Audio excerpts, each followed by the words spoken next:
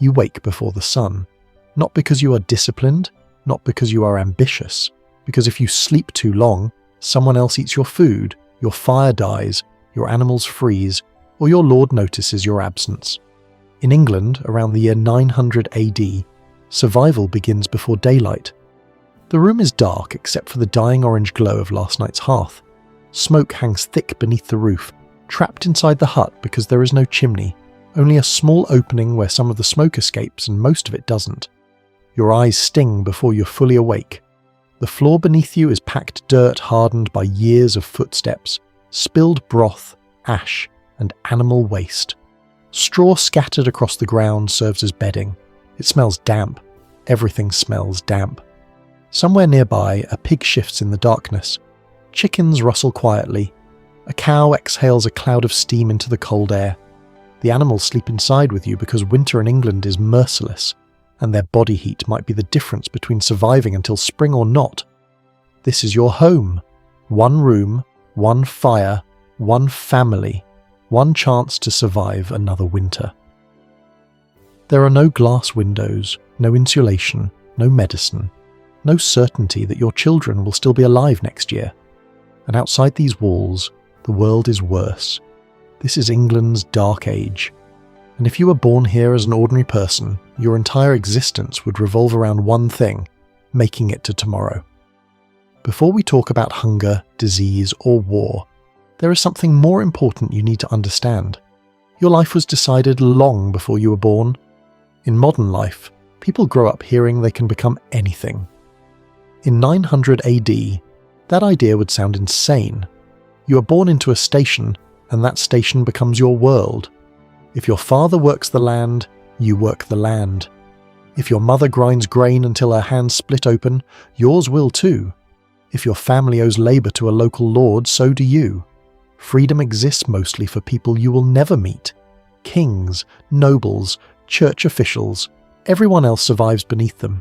Nearly 90% of England's population lives as labourers tied to farmland and villages scattered across forests, muddy roads, and isolated clearings.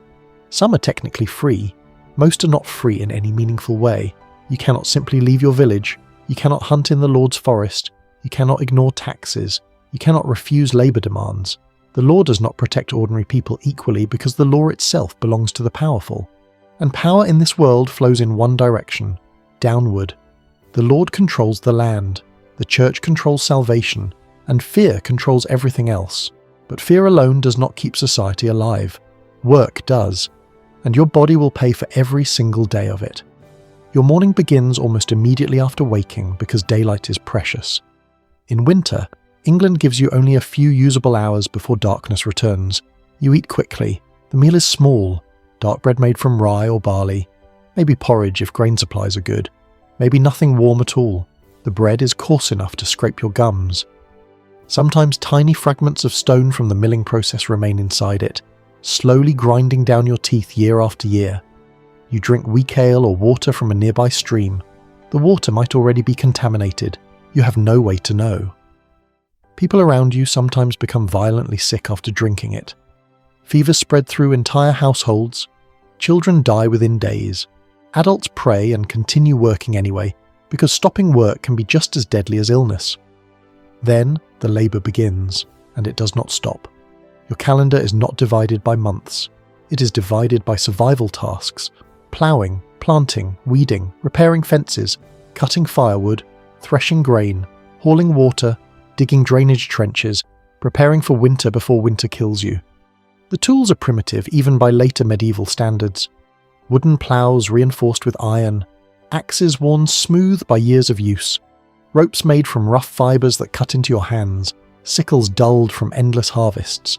There are no machines, no engines, no shortcuts, only muscle, and the weather does not care whether your body's exhausted. Rain soaks through your wool clothing until it clings heavily to your skin.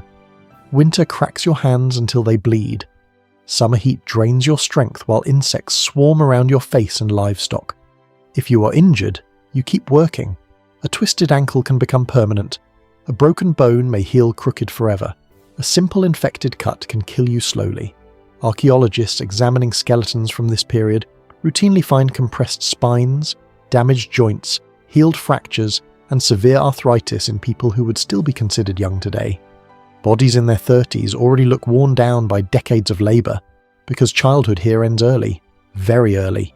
By the age of 7 or 8, many children already contribute to survival, gathering water, watching animals, carrying wood, assisting in fields.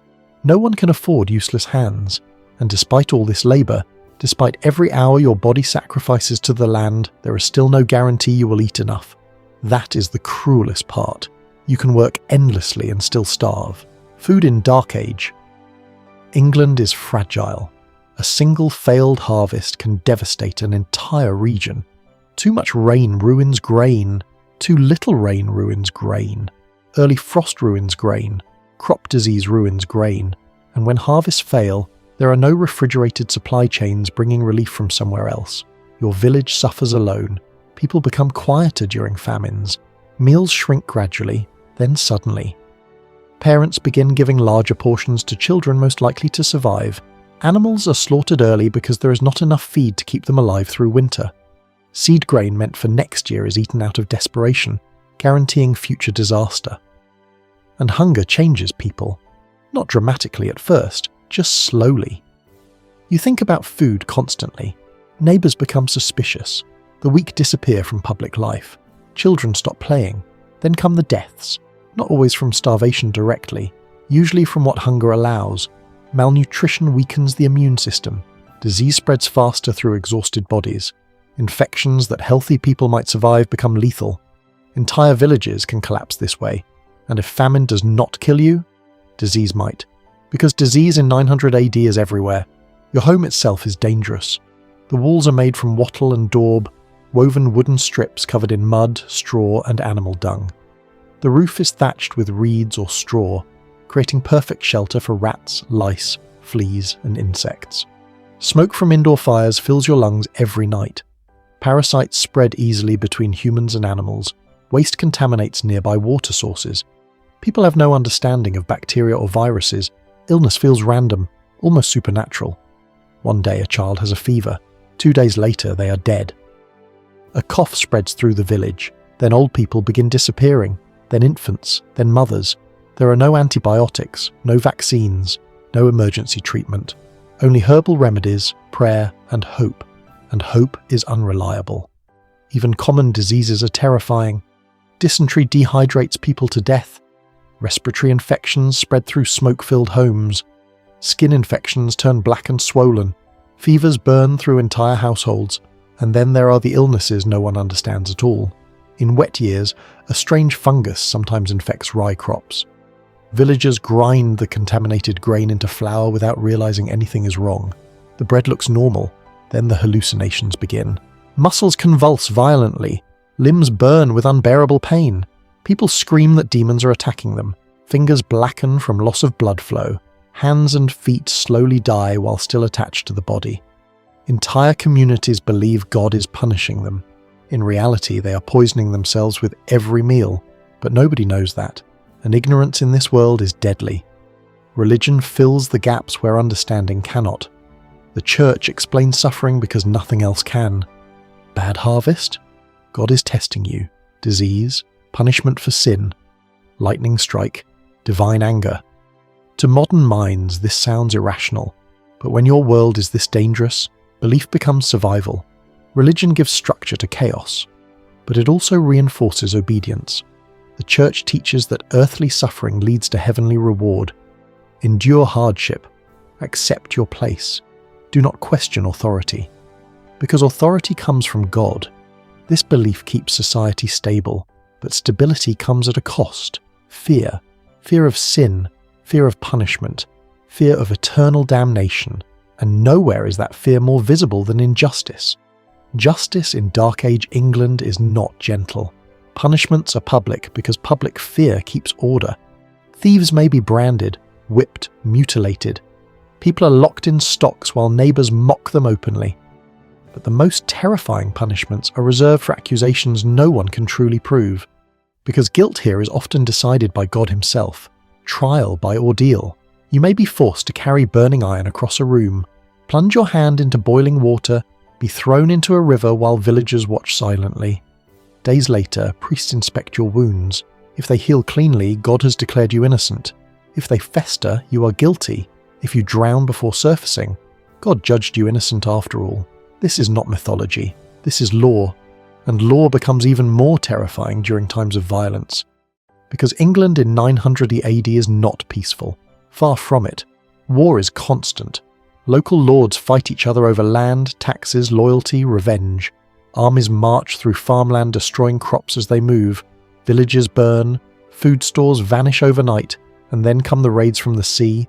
The first warning is usually smoke, then shouting, then ships. Viking raids strike without mercy because speed is the entire strategy. Coastal villages have almost no time to react before armed men crash onto shore carrying axes, shields, and torches. Monasteries are favourite targets because they contain silver, gold, food, and almost no defences. Ordinary people fare even worse.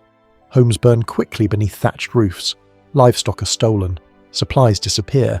People are killed or taken away as slaves. Sometimes survivors return to blackened villages where nothing remains except ashes and bodies. And even if raiders spare your life, they may still destroy your future by destroying your harvest. That is enough. In this world, starvation can arrive months after the violence itself. Women face all these dangers too, and then even more, because survival as a woman in Dark Age England comes with risks men never experience. Most women marry young, not for romance, for survival and labour. Households depend on children. Fields require workers. Families need alliances. Daily life is relentless. Cooking, grinding grain, spinning wool, carrying water, caring for children, working fields during harvest seasons. The labour never truly ends. And childbirth hangs over everything like a shadow. There are no sterile tools, no surgical procedures, no understanding of infection. A difficult birth can kill both mother and child within hours. Even successful births remain dangerous afterward. Fever spreads quickly. Blood loss becomes fatal. Many women die in their 20s or 30s after multiple pregnancies. No amount of obedience protects them from this, and children themselves exist in constant danger. In Dark Age England, childhood is fragile. Roughly a third of children die before age 5. Some never survive infancy. Others succumb to disease, hunger, accidents, or winter exposure. Parents love their children deeply, but grief becomes woven into ordinary life because loss is so common. Small graves surround village churches. Tiny bodies wrapped in cloth disappear into frozen earth. And life continues immediately afterward because survival leaves little room for stopping. That may be the hardest thing for modern people to understand. The world does not pause for suffering here. Crops still need harvesting. Animals still need feeding. Water still needs carrying. You grieve while working. You bury family members and wake before sunrise the next morning anyway. And somehow, despite everything, people still laugh sometimes. That is the strange part. Villages celebrate feast days. Music echoes through crowded halls during festivals. Stories are told around fires while storms rage outside. Children chase each other through muddy roads. Neighbours help rebuild burned homes. Because humans adapt incredibly well even to brutal worlds. People lower their expectations until survival itself feels meaningful. A full stomach becomes happiness. A healthy child becomes a miracle. A mild winter becomes a blessing worth celebrating. This is what it actually took to survive England's Dark Age. Not strength in the heroic sense, not glory, not adventure, endurance. The ability to wake up inside a cold, smoke-filled hut and continue anyway. To bury neighbours and continue anyway. To survive famine, disease, winter, violence, fear and exhaustion without believing the world owed you fairness. And most people never escaped this life. They simply endured it until they died. So when you imagine England in 900 AD, forget the castles for a moment. Forget shining knights and fantasy kingdoms.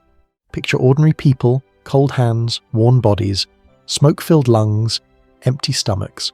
A world that could kill you from a bad harvest, a dirty cup of water, or a stranger arriving by sea. And yet every morning before the sun rose, they stood up and tried again.